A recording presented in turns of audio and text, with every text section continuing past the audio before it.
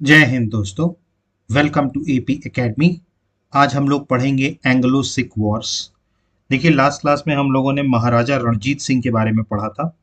महाराजा रणजीत सिंह जो कि सुकरचकिया मिसल के थे और 1792 से लेकर के लगातार सभी मिसल्स को, जो 12 मिसल्स में बटा हुआ था, उन सबको एकजुट किया और महाराजा रणजीत सिंह ने एक यूनिफाइड एम्पायर खड़ा किया जिसको हम सिख एम्पायर कहते हैं। महाराजा रणजीत सिंह जब तक थे उस टाइम तक सिख एम्पायर जो था वो सतलज नदी के उत्तर दिशा में, ठीक है, उत्तर में उन्होंने जितने भी राज्य थे मैक्सिमम उन्होंने जीत लिए थे। मतलब सिखों की बात करें अगर हम, तो उनमें जो सबसे प्रभावशाली जो रहे हैं वो रहे महाराजा रणजीत सिंह। कभी अंग्रेजों की भी हिम्मत नहीं हुई महाराजा रणजीत सिंह से लड़ने की। इसी कारण से अंग्रेजों ने 1809 में अमृतसर की ट्रीटी करी थी, जिसके तहत ये तय हुआ था कि अंग्रेज और सिखों के बीच में सतलज नदी जो है वो बॉर्डर का काम करेगी। मतलब सतलज नदी का जो उत्तरी हिस्सा है वो सिखों के पास रहेगा और जो दक्षिणी हिस्सा है वो किसके पास रहेगा? अंग्रेजों के पास। ठीक, लेकिन अनफॉर्चुनेटली 1839 में, ठीक है, महाराजा रणजीत सिंह की डेथ हो जाती है 1839 में, 1839 में। ठीक है, और 1839 में जैसे ही महाराजा रणजीत सिंह की डेथ हुई तो जो सिख एम्पायर था इसके अंदर बहुत सारी जैसे कहा जाता है ना कि एक वो इसे कहते हैं षड्यंत्र रचने लगे। मतलब जो अगले महाराज बने उनके लिए लोग षड्यंत्र रचने लगे। ठीक है, इसके अलावा षड्यंत्रों का और हत्याओं का केंद्र बन गया था कौन? सिख दरबार।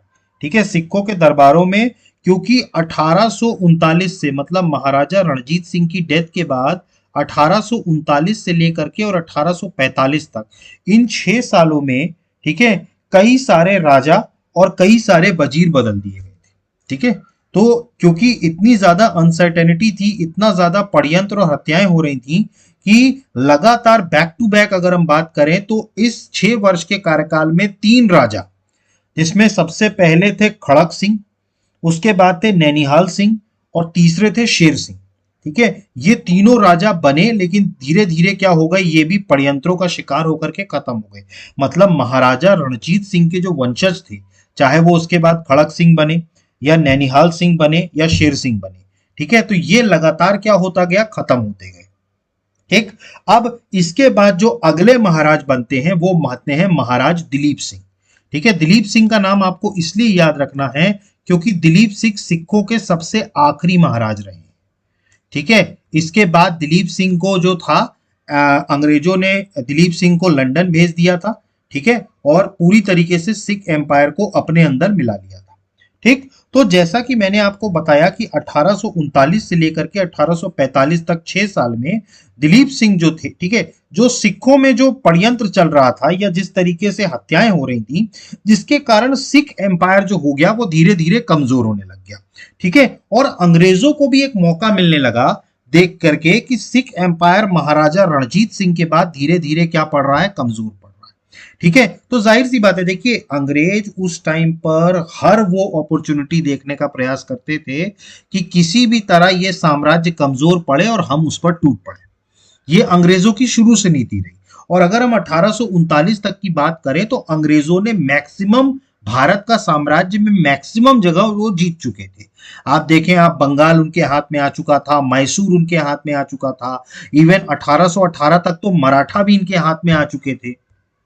तो अंग्रेज जो थे वो पूरी तरीके से क्या हो चुके थे, हावी हो चुके थे। ठीक है, लेकिन महाराजा रणजीत सिंह चूंकि एक इतने कुशल जो थे कमांडर थे, जिसके कारण अंग्रेज हिम्मत नहीं कर पा रहे थे रणजीत सिंह के रहते सिख साम्राज्य पर आक्रमण करने की। ठीक, तो जैसे ही रणजीत सिंह खत्म हुए, दिलीप, ठीक है, जो लगातार जो उनके पूर्वज आए, मतलब जो उनके आगे के लोग आए, खड़क सिंह हो, नैनिहाल सिंह हो, शेर सिंह हो, ये सब क्या हो गए, कमजोर थे।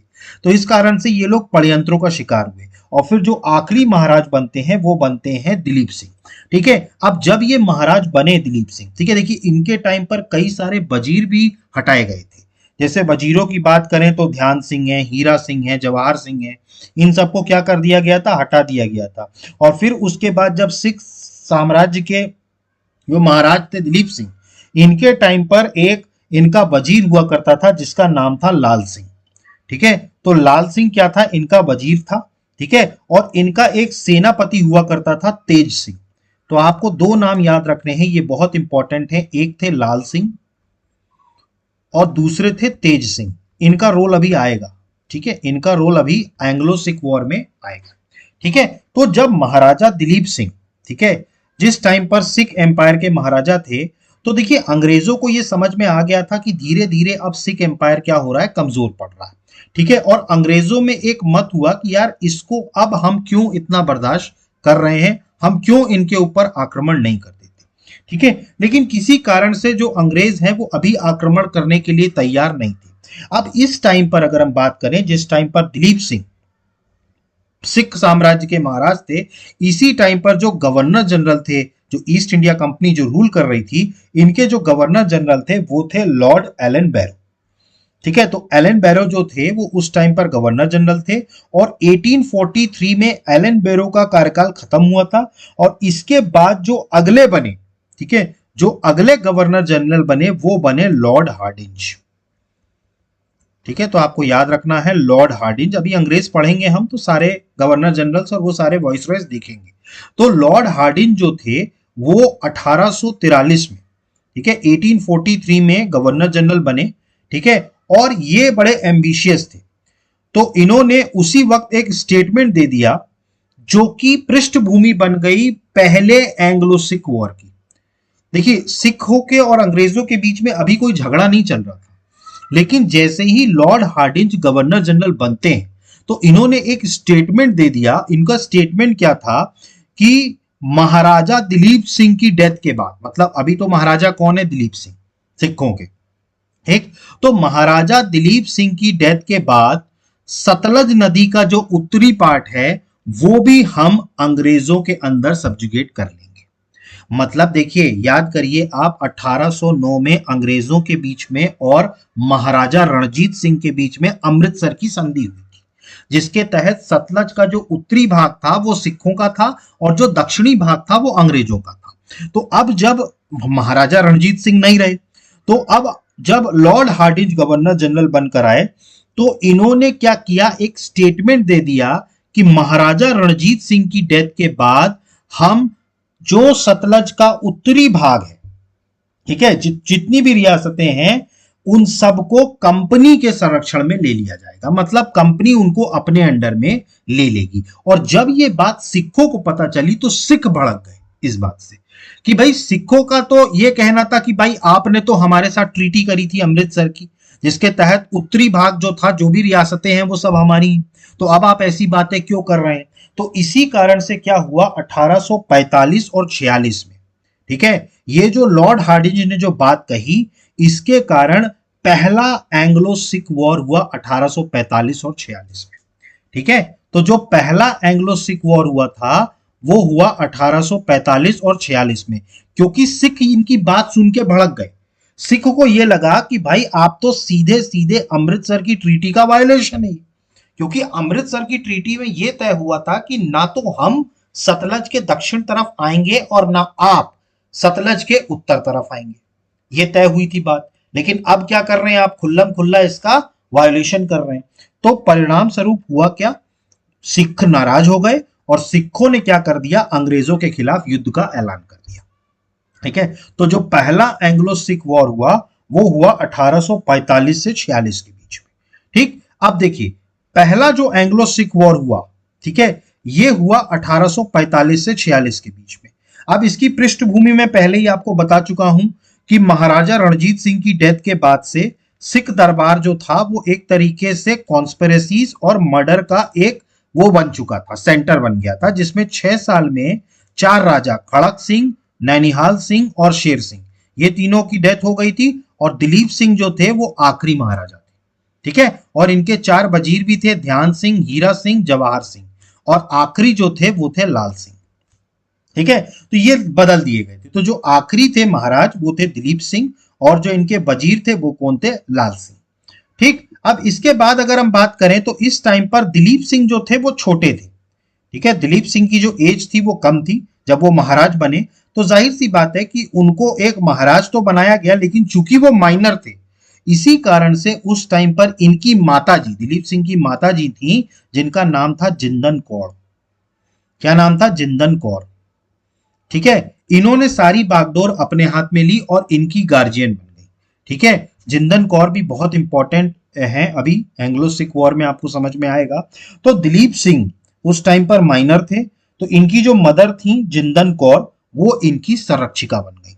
ठीक है, अब जैसा मैंने आपको बताया 1844 में लॉर्ड हार्डिन जो है वो गवर्नर जनरल बने एलन बैरो की जगह पे। और इन्होंने क्या कर दिया, इन्होंने एक स्टेटमेंट दे दिया सिखों के बारे में कि ब्रिटिशर्स ने डिक्लेयर कर दिया है कि जितने भी प्रिंसली स्टेट सतलज के उत्तर दिशा में हैं वो सब कंपनी के अंडर में आ जाएंगे आफ्टर द डेथ ऑफ महाराजा दिलीप सिंह। तो महाराजा दिलीप सिंह की डेथ के बाद वो सारे साम्राज्य जो उत्तर दिशा में है सतलज के, वो किस में मिला लिए जाएंगे? अंग्रेजी हुकूमत में। ठीक, अब इस बात से सिख जो हैं वो नाराज हो गए। ठीक है, सिख जो हैं वो भड़क गए। उन्होंने कहा कि आप तो अमृतसर की ट्रीटी का स्ट्रेट अवे वायलेशन कर रहे हैं।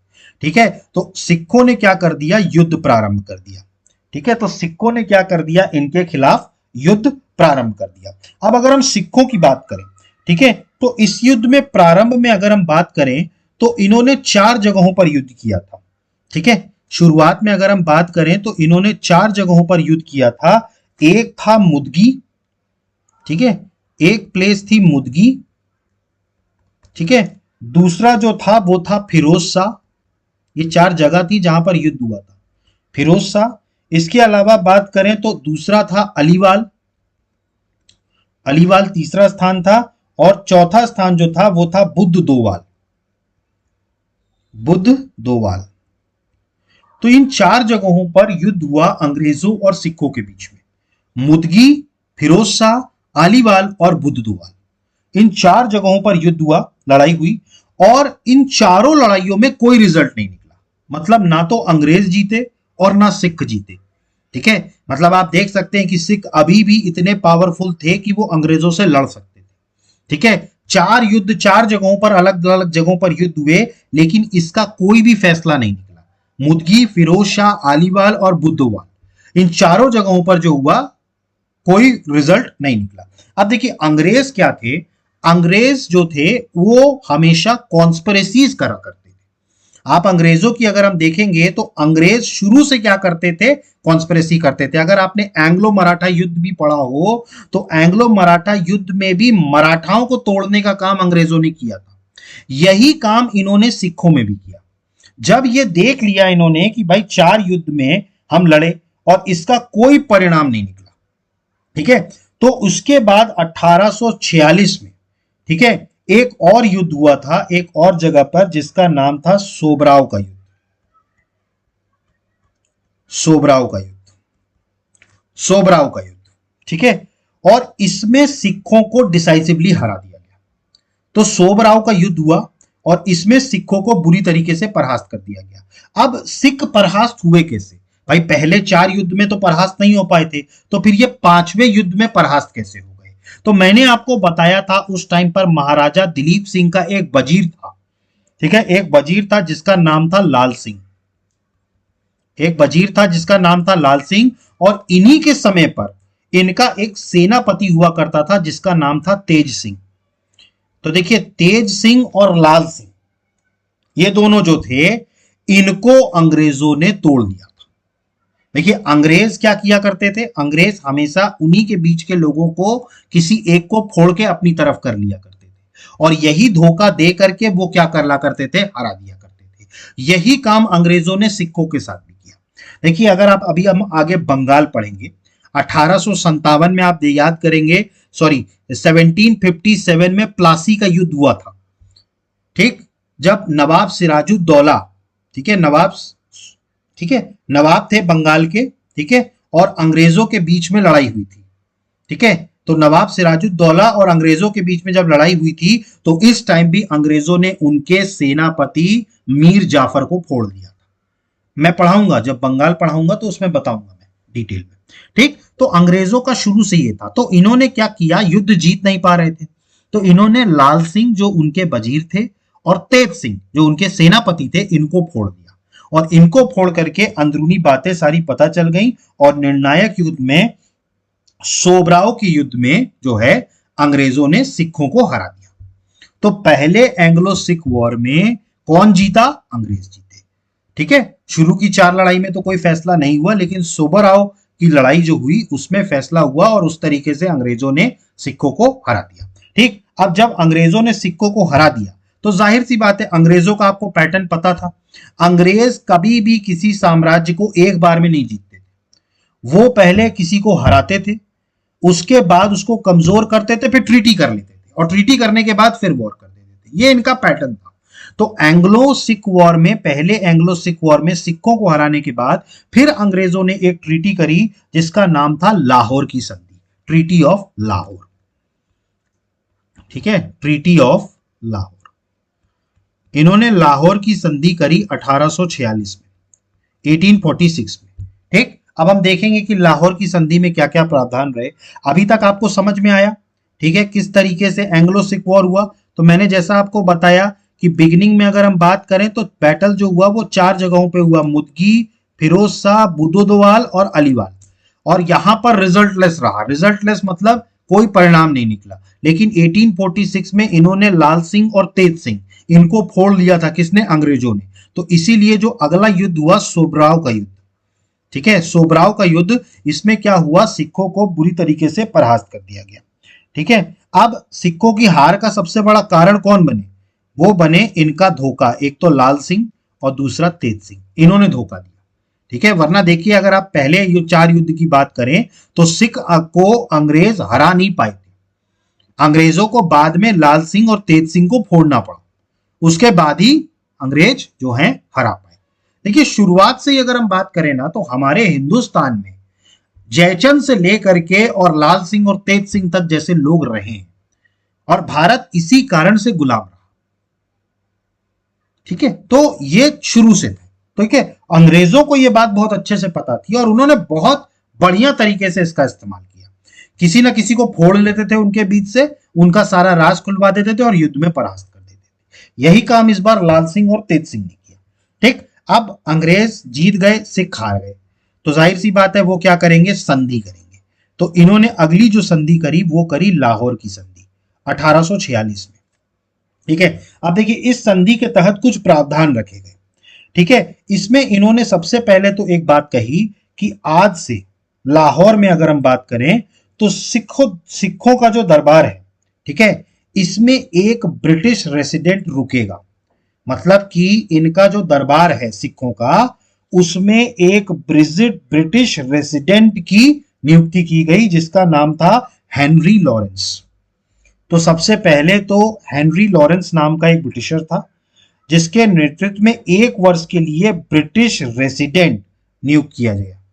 ठीक है, 1 साल के लिए।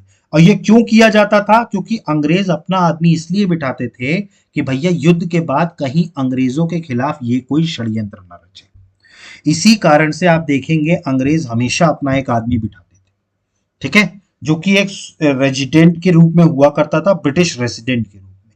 तो हेनरी लॉरेंस को तय हुआ कि हेनरी लॉरेंस 1 साल के लिए रहेंगे। दूसरा, सिखों का जो रीजन था, कौन सी नदी के? सतलज और ब्यास नदी। मतलब कि जो 20 ब्यास और सतलज नदी, इनके बीच का जो क्षेत्र था, सतलज नदी और ब्यास नदी, इनके बीच का क्षेत्र जो था वो अंग्रेजों को दिया जाएगा। तो सिखों में एक तरीके से कहा जाए तो इनके ही क्षेत्र में जो ब्यास नदी थी और सतलज नदी थी, इनके बीच का हिस्सा जो था वो किसको दिया जाएगा? अंग्रेजों को दिया जाएगा। ठीक है, इसके अलावा चूंकि सिखों ने युद्ध आरंभ किया था, इसलिए इनके ऊपर युद्ध थोपने का जो वॉर इंडेम्निटी है वो लगाई गई। देखिए अंग्रेज हमेशा युद्ध करने का जुर्माना लगाते थे कि आपने हमें उकसाया युद्ध करने के लिए, तो जो भी युद्ध में खर्चा हुआ है उसका हर्जाना आप देंगे। ये वॉर इंडेम्निटी ये बहुत ज्यादा लगाया करते थे। ठीक है, आप लगातार देखेंगे इनके हर जगह पर इन्होंने क्या किया है? वॉर इंडेम्निटी लगाई है। तो सिखों पर भी इन्होंने युद्ध को आरंभ करने का जुर्माना लगाया था कि युद्ध आपकी वजह से आरंभ हुआ। ठीक है, तो इसी कारण से अंग्रेजों ने सिखों से 1.5 करोड़ रुपया 1.5 करोड़ रुपए युद्ध जुर्माने के रूप में लिया। ठीक है, तो ट्रीटी ऑफ लाहौर में तीसरा पॉइंट ये था कि सिख जो हैं वो अंग्रेजों को 1.5 करोड़ रुपए देंगे एज वॉर इंडेमनिटी। ठीक है, इसके अलावा जो कश्मीर का क्षेत्र था, ठीक है, वो भी अंग्रेजों को मिलेगा। तो सिखों ने जो कश्मीर जीता था, तो कश्मीर का हिस्सा किसको मिलेगा? अंग्रेजों को मिलेगा। अब जो कश्मीर का हिस्सा था वो अंग्रेजों ने अपने पास नहीं रखा, मतलब ट्रीटी में यह था कि वो अंग्रेजों को देंगे सिख। ठीक है, सिखों ने अंग्रेजों को दे दिया। अब चूंकि अंग्रेज कश्मीर को अपने पास नहीं रखना चाहते थे, तो उन्होंने उसी टाइम पर 1 करोड़ रुपए, 1 करोड़ रुपए में जो अंग्रेज थे उन्होंने कश्मीर जो है वो गुलाब सिंह को दे दिया। ये हैं गुलाब सिंह जो कि कश्मीर के राजा थे। ठीक है, और गुलाब सिंह जो थे इनको 1 करोड़ रुपए में अंग्रेजों ने कश्मीर का क्षेत्र बेच दिया था। ठीक है, और इसी गुलाब सिंह वंशज के जो आखिरी राजा थे, ठीक, जो कश्मीर के आखिरी राजा थे हमारे भारत के स्वतंत्रता के समय, महाराजा हरि सिंह, ये इन्हीं के वंशज थे गुलाब सिंह के। तो जो महाराजा हरि सिंह जिन्होंने इंस्ट्रूमेंट ऑफ एक्सेशन पर साइन किया था और उन्होंने जम्मू एंड कश्मीर के क्षेत्र का विलय किसमें किया था? भारत में किया था। इंस्ट्रूमेंट ऑफ एक्सेशन पर साइन हो रहे थे जितनी भी रियासतें थी, याद करिए आप 1947 के टाइम पे। ठीक, तो ये वही हरि सिंह है। ये किसके वंशज थे? गुलाब सिंह के। गुलाब सिंह को ये कब मिला? 1846 में, जब सिखों को हराया गया और सिखों ने कश्मीर क्षेत्र किसको दिया? अंग्रेजों को दिया। और ये अंग्रेजों ने 1 करोड़ रुपए में किसको बेच दिया? गुलाब सिंह को। ठीक है, ये चीज हुई। और यही गुलाब सिंह के वंशज कौन आगे के जो हैं वो कौन है? हरि सिंह, जो कि इंस्ट्रूमेंट ऑफ एक्सेशन पर कश्मीर की तरफ से साइन करेंगे। ठीक, तो ये चीज हुई। ठीक है, इसके अलावा बात करें तो एक पॉइंट और इसमें था, जिसमें यह था कि जो इनकी माता जी थी, देखिए उन्होंने दिलीप सिंह को महाराजा मान लिया। ठीक है, ये चीज उन्होंने मानी, लाहौर की ट्रीटी में दिलीप सिंह को राजा मान लिया।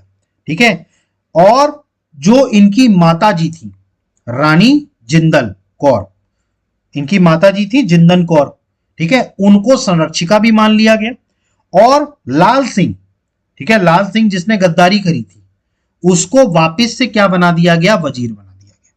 ठीक, तो ये जो अगला पॉइंट था वो ये कि महाराजा रणजीत सिंह, उनको वापस से महाराजा मान लिया गया।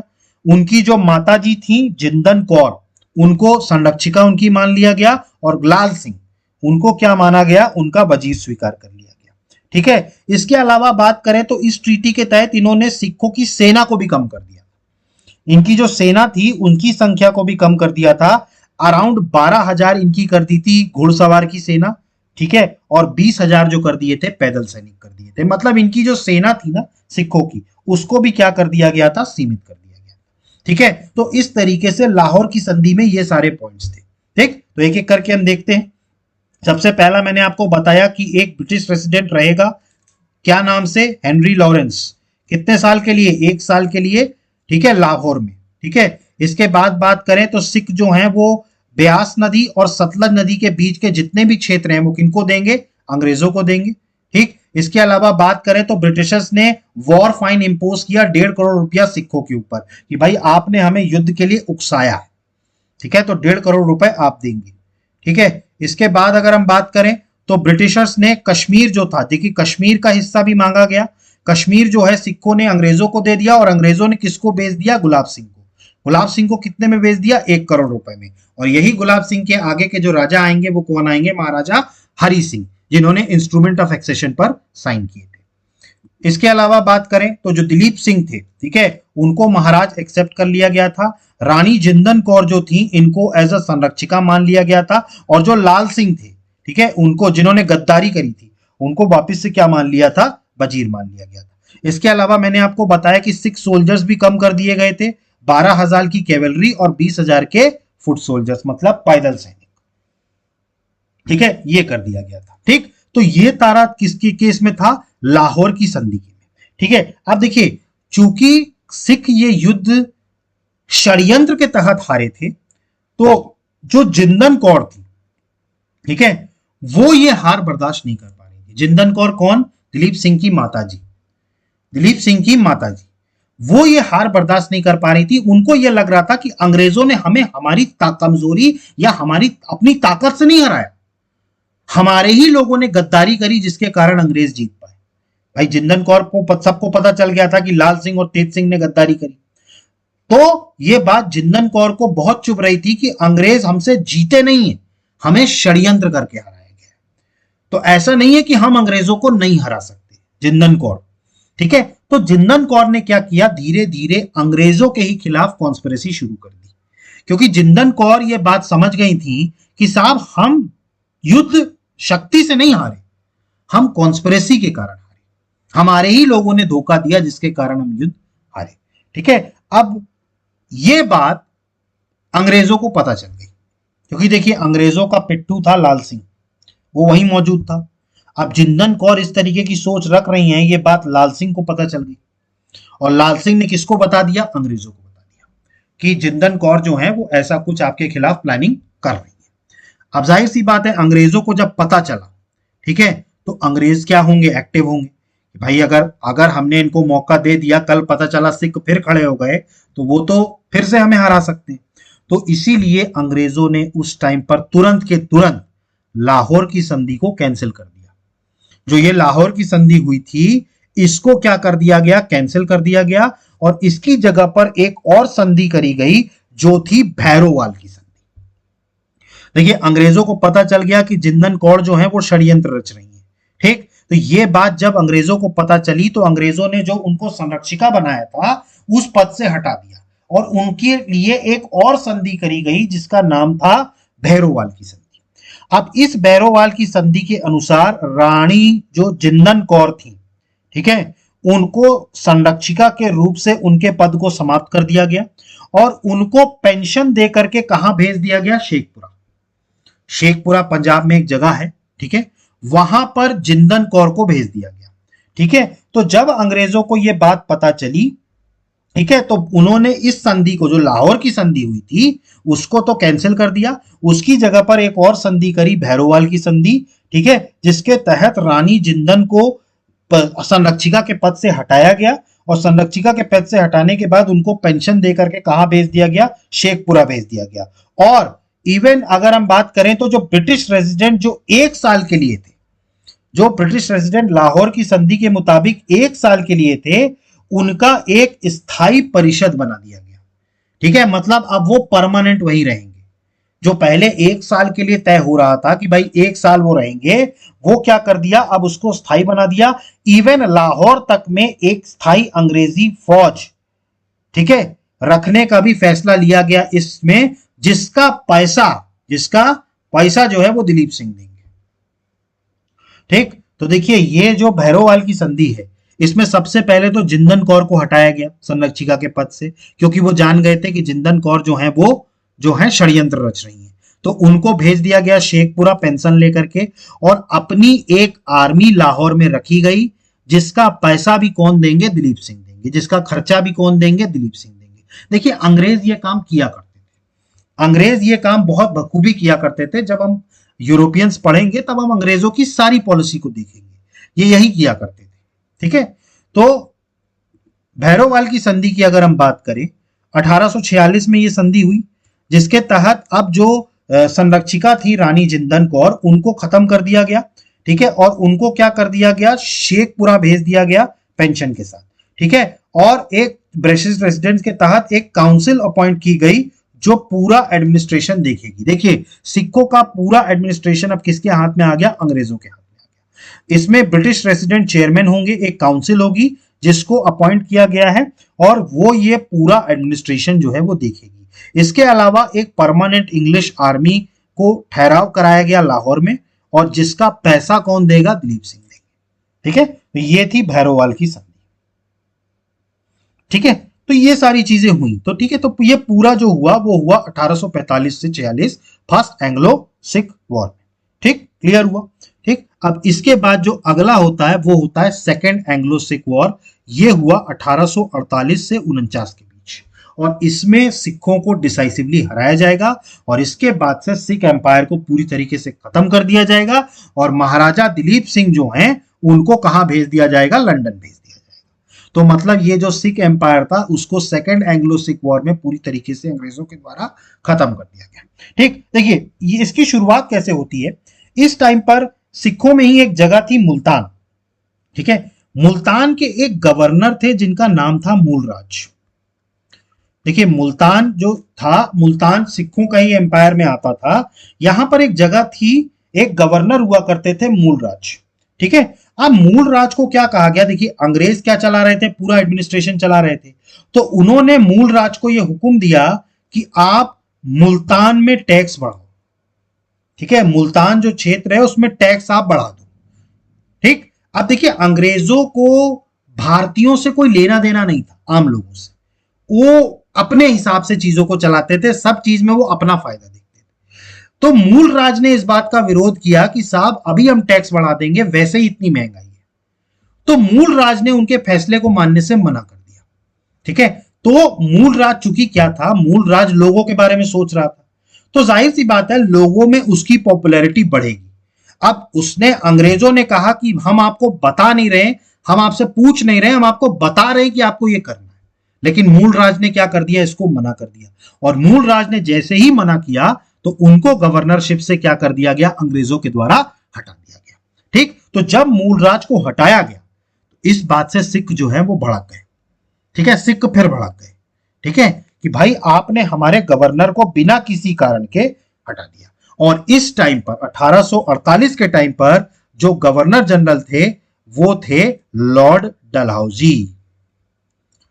डलहौजी कौन थे, वो इस टाइम पर गवर्नर जनरल थे। और डलहौजी तो ऐसे थे कि उनकी तो नीति ही ये लेकर के आए थे, वो अंग्रेजों के सबसे यंगेस्ट गवर्नर जनरल थे लॉर्ड डलहौजी। और यंगेस्ट होने के कारण उनके अंदर ये था कि भैया जितने भी राज्य बच गए हैं किसी को कोई जरूरत नहीं है रखने की, सबको अपने अंदर मिलाओ, बात खत्म। इसीलिए आप देखेंगे इन्होंने डॉक्ट्रिन ऑफ लैप्स की जो संधि थी वो क्यों लेकर के आए थे डलहौजी, इसीलिए लेकर के आए थे। उनको ये था कि भाई साहब अब कोई जो है, अब हमें कोई प्रिंसली स्टेट कुछ बनाना ही नहीं है, सबको अंग्रेजों के अंदर लाओ, बात खत्म। तो लॉर्ड डलहौजी तो मौका ढूंढ रहा था कि सिखों को, भाई सिखों को हमने अभी तक स्वतंत्र रखा क्यों है, आप इनको भी कब्जा करो, ब्रिटिश एम्पायर में मिलाओ, खत्म करो। तो लॉर्ड डलहौजी को यह मौका मिल गया, भाई मूलराज को हटाया जिससे सिख भड़क गए। सिख भड़क गए तो जाहिर सी बात है डलहौजी तो इस ताक में था कि कब ये विद्रोह करें और कब हम इन पे टूट पड़े। यही डलहौजी ने काम किया, ठीक। तो डलहौजी ने क्या किया, इनके खिलाफ युद्ध छेड़ दिया और इनकी दो लड़ाइयां हुई। 1848 में रामनगर की लड़ाई हुई और 1849 में चिलियावाला की लड़ाई हुई। दो जगह युद्ध हुआ इनका, ठीक है, प्रारंभ में, ठीक है। लेकिन इन युद्धों का कोई परिणाम नहीं निकला, मतलब सिख भी नहीं जीत पाए और अंग्रेज भी नहीं जीत पाए, ठीक है। तो 1848 में रामनगर का युद्ध और 1849 में चिलियावाला का युद्ध, ये दो युद्ध में अंग्रेज नहीं जीत पाए, ना ही सिख जीत पाए, ठीक। तो इस कारण से फिर क्या हो गया, फिर इन्होंने एक नया वो बनाया, रजिस्ट्री बनाई। और इस टाइम पर इनके एक लीडर थे चार्ल्स नेपियर, अंग्रेजों के एक मिलिट्री कमांडर थे चार्ल्स नेपियर। इनकी अध्यक्षता में गुजरात का युद्ध हुआ, ठीक है। और यही गुजरात का युद्ध जो है, ये इसको बैटल ऑफ गन भी कहा जाता है। गुजरात के युद्ध को क्या बोला जाता है, बैटल ऑफ गन। और इस युद्ध में सिखों को निर्णायक रूप से, ठीक है, परास्त किया गया, ठीक।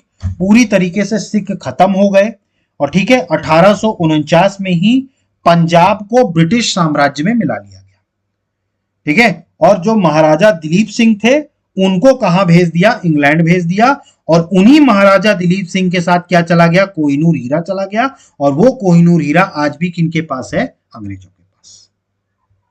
क्लियर। तो इस तरीके से सिख जो हैं, सिख एम्पायर 1849 में आकर के पूरी तरीके से समाप्त हो गया। क्लियर हुआ आप लोगों को ये, ठीक। तो सेकेंड एंग्लो सिख वॉर में क्या हुआ, मुल्तान के गवर्नर थे मूलराज, इनको हटा दिया था। क्यों हटाया था मैंने आपको बताया था, जिसके कारण क्या हुआ, सिख भड़क गए और सिख भड़क गए तो डलहौजी जो है वो तो इंतजार में ताक में था कि कब ये भड़के और कब मैं इन पे युद्ध कर दूं। ठीक, तो इसके बाद फिर क्या हुआ, इनिशियली रामनगर का युद्ध हुआ, ठीक है, और चिलियन वाला का युद्ध हुआ। इन दोनों में कोई रिजल्ट नहीं निकला, लेकिन फाइनली ब्रिटिश आर्मी किसके लीडरशिप में गई, चार्ल्स नेपियर के, और 1849 में गुजरात का युद्ध जिसको बैटल ऑफ गन्स कहा जाता है, ठीक है, इसमें क्या कर दिया गया, सिखों को पूरी तरीके से हरा दिया गया। अब जब सिखों को हरा दिया गया तो पंजाब को जो किया गया वो ब्रिटिश एम्पायर में क्या कर दिया गया, मर्ज कर दिया गया। कब, 1849 में। और महाराजा दिलीप सिंह जो थे इनको कहां भेज दिया, इंग्लैंड भेज दिया फॉर हायर एजुकेशन। ठीक है, तो महाराजा दिलीप सिंह जो हैं इस तरीके से आखिरी सिख साम्राज्य के शासक थे और उनको कहां भेज दिया गया, लंदन भेज दिया गया। और इन्हीं के साथ साथ कोहिनूर हीरा भी जो है वो कहां चला गया, लंदन चला गया। और आज भी वो कहां पर है, ब्रिटिश क्राउन के क्राउन में लगा है, ब्रिटिश रानी के क्राउन में लगा है। क्लियर हुआ ये? ठीक, तो ये था सेकेंड एंग्लो सिख वॉर। ठीक, क्लियर हुआ, आप लोगों को सारी चीज समझ में आई। ठीक, देखिए अब सिखों में जो एक चीज बच गई है वो बच गई है महाराजा रणजीत सिंह का प्रशासन। ठीक है, वो हम नेक्स्ट क्लास में देखेंगे। ठीक है, तो आई होप कि आपको सारी चीजें समझ में आ रही होंगी। इसके बाद भी अगर आपको कोई डाउट उठ रहा है तो प्लीज कमेंट बॉक्स में मेंशन कीजिए, अदरवाइज आप हमारे चैनल को लाइक कीजिए, सब्सक्राइब कीजिए और मैक्सिमम से मैक्सिमम शेयर कीजिए। So guys, thank you, have a good day, जय हिंद, नमस्कार।